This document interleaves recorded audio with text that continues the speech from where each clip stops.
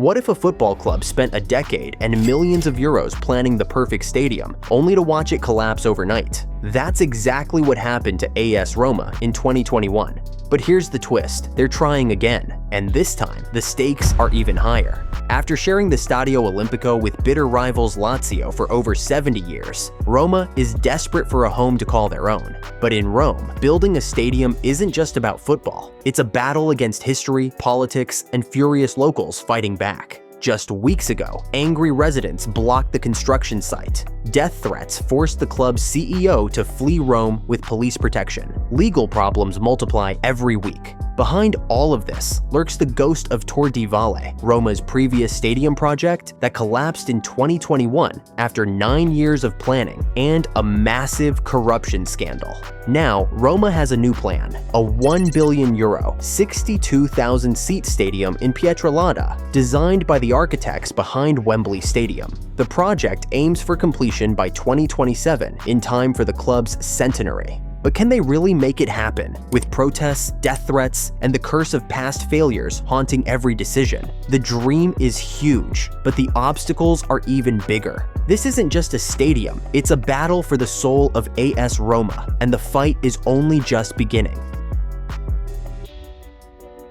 To understand why Roma is desperate for a new stadium, you first need to know where they've been playing. Since 1953, more than 70 years, Roma has shared the Stadio Olimpico with their biggest rivals, Lazio. Imagine sharing your home with your worst enemy. That's been Roma's reality for 7 decades. The 70,000-seat stadium, built in the 1940s and renovated for the 1990 World Cup, has never truly belonged to either club. A running track circles the pitch, keeping fans distant from the action. The financial damage is brutal. Before Juventus built their own stadium in 2011, they earned barely €10 million annually from match days. Afterwards, that figure exploded to €40 to €70 million per year, giving them the firepower to dominate Italian football, while Roma watched helplessly, stuck paying rent on a stadium they don't control. Even Napoli, Inter, and Milan are now building their own homes. Without stadium revenue, Roma can't compete with Europe's elite. Some fans call it the curse of Rome. Every time they try to build, the project crumbles into dust. In 2011, hope arrived when American businessman James Pietralata bought the club and unveiled an ambitious plan. A brand new 52,500-seat stadium in Tor di Valle, southwest of central Rome. This wasn't just a stadium, it was a €1.5 billion megaproject, featuring shops, offices, and entertainment districts that would transform Roma into a financial powerhouse. World-class architects were hired, millions spent on designs, and stunning renderings released. On paper, it was perfect. But this is Rome, where ancient history collides with modern bureaucracy, and nothing moves quickly. From 2012 to 2021, the Tor di Valle project dragged through Italy's notoriously complex legal system. Roma needed over 200 permits and approvals from different government agencies. Each one took months, sometimes years. Transport infrastructure plans required constant revisions. Local politicians changed their positions repeatedly. During those 9 years, Rome cycled through 4 different mayors, each with their own vision, or lack thereof, for the project. Every delay cost money, every setback crushed hope. But Roma kept pushing forward, believing they were close to breaking through. Then, in 2018, everything exploded. A major corruption investigation hit the Tor di Valle project, and Italian authorities arrested several businessmen, including lead developer Luca Parnassi, along with local political figures on charges of bribery and money laundering.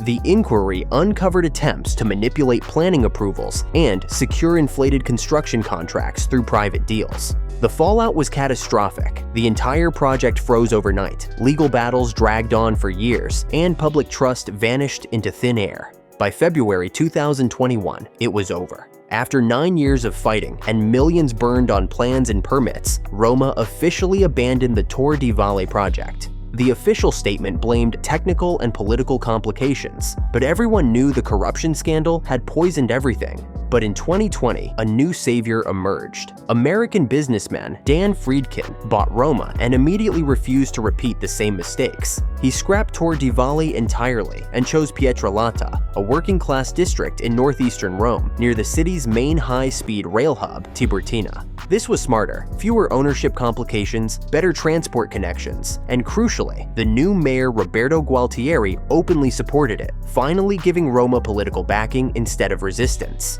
In 2022, Friedkin unveiled the new plan, focusing on essentials, a modern football stadium with limited surrounding development rather than the massive business district that buried Tor di Valle in red tape.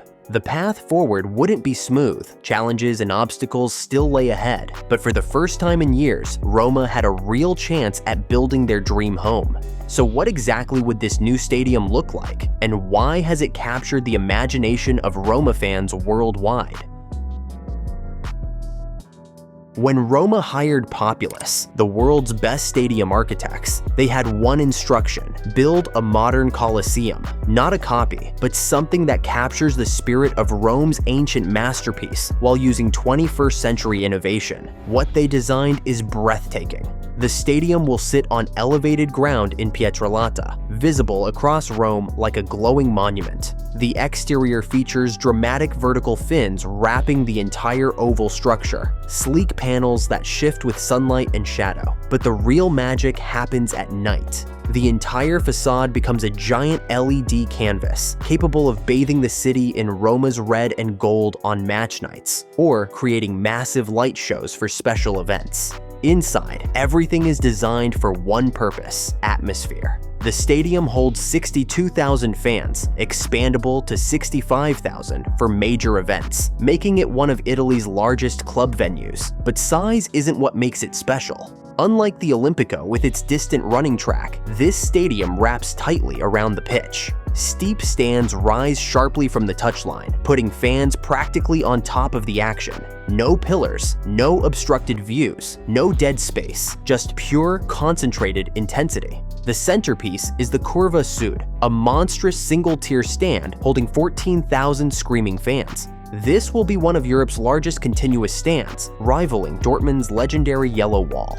Roma's ultras will pack this section, creating a thunderous wall of flags and noise. The acoustics are engineered to amplify every chant, every roar, trapping sound inside what architects call a cauldron effect. Visiting teams will feel the pressure before kickoff. For Roma, this isn't just a stand, it's their identity made concrete.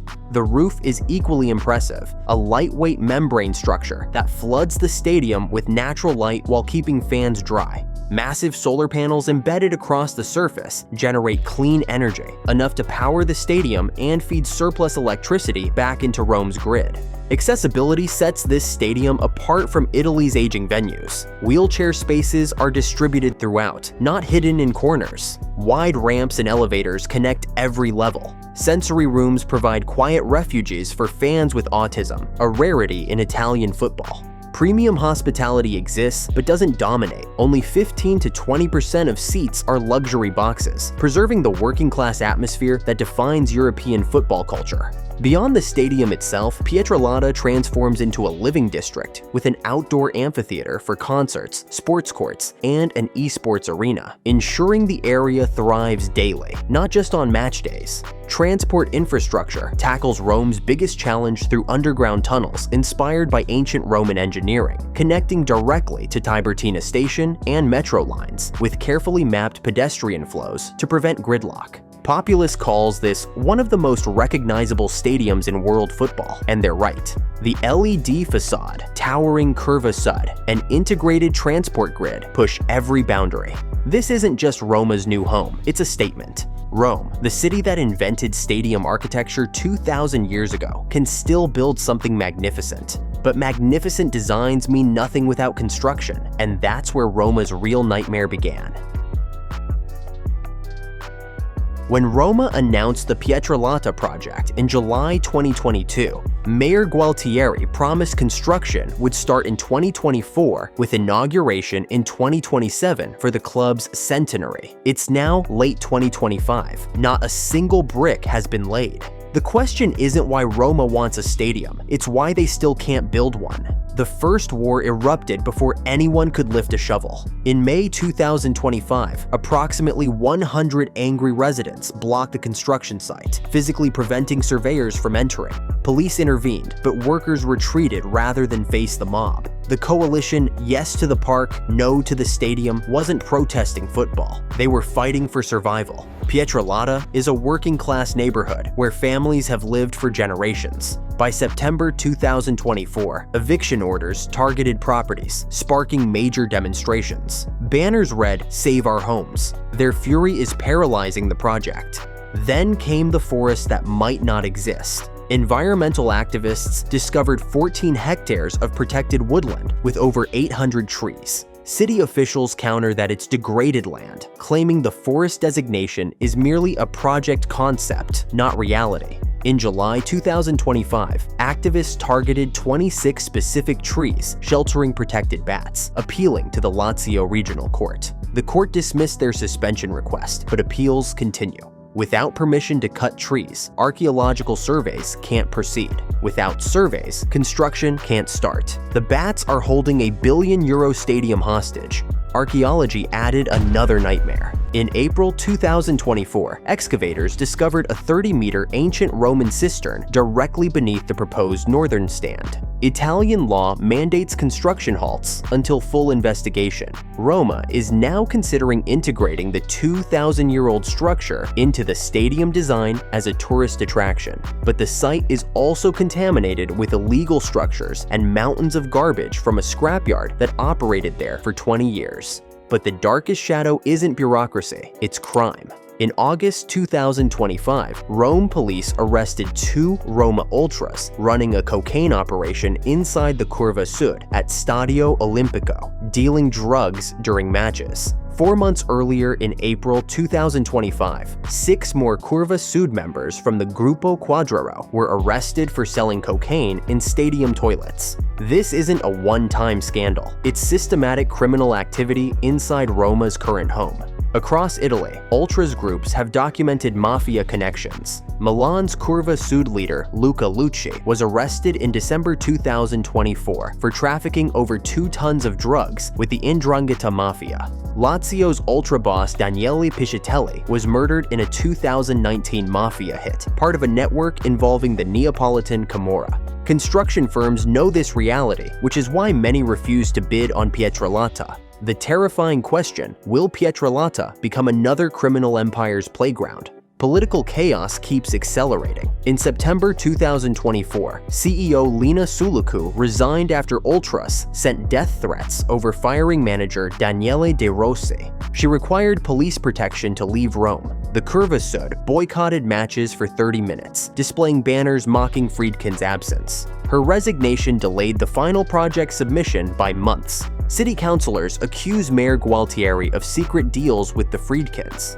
Corruption whispers echo everywhere. No charges have been filed, but trust is dead. The financial nightmare intensifies. Initial estimates of 570 million euros exploded to 1 billion euros, possibly 1.5 billion euros with infrastructure. Material costs skyrocketed.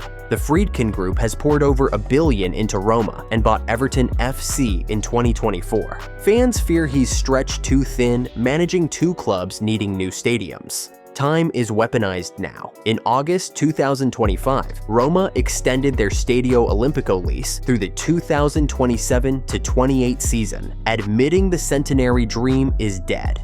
Best case scenario, construction begins in mid-2026, with opening scheduled for 2028. Meanwhile, Lazio's Flaminio targets mid-2029. The ultimate humiliation looms. But even if Roma survives the protests, lawsuits, and criminal threats, one final obstacle remains: money. Who's actually paying for this billion-euro gamble, and what happens if the cash runs out?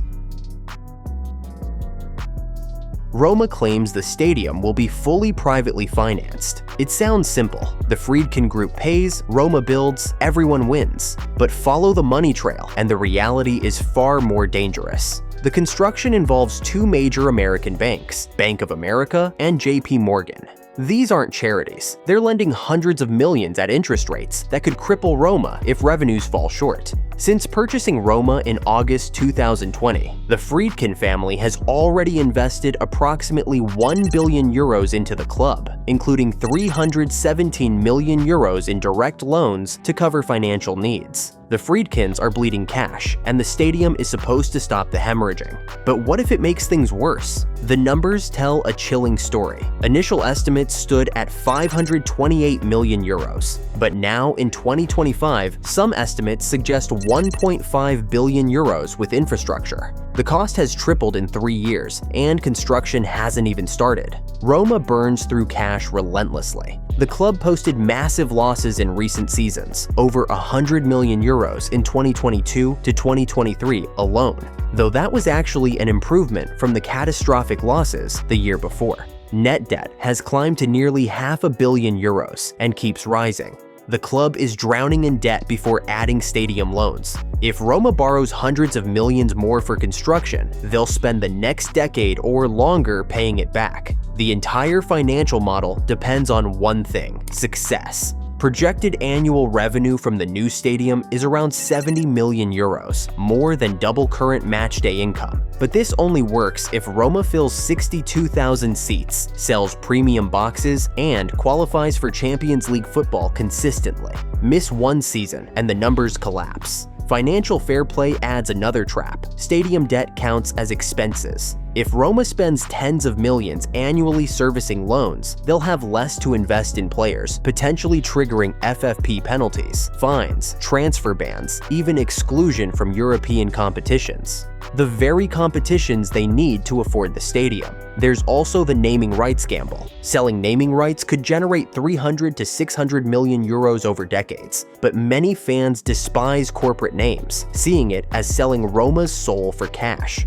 The Friedkins face a brutal calculation. They've already poured $1 billion into Roma with little return. Now they're betting another $1 billion on a stadium that might not open until 2029 or 2030, if at all. They also bought Everton FC in 2024, raising questions about stretched resources managing two clubs needing new stadiums. If costs keep rising, delays continue, and revenues disappoint, the Friedkins could walk away, just like Pietralata did with Tor di Valle. After decades of broken promises and billions burned, Roma stands at a crossroads. Will the Friedkins finally break the curse, or is this just another bet destined to crumble? What do you think? Drop your predictions in the comments below, and don't forget to like and subscribe for more untold football stories.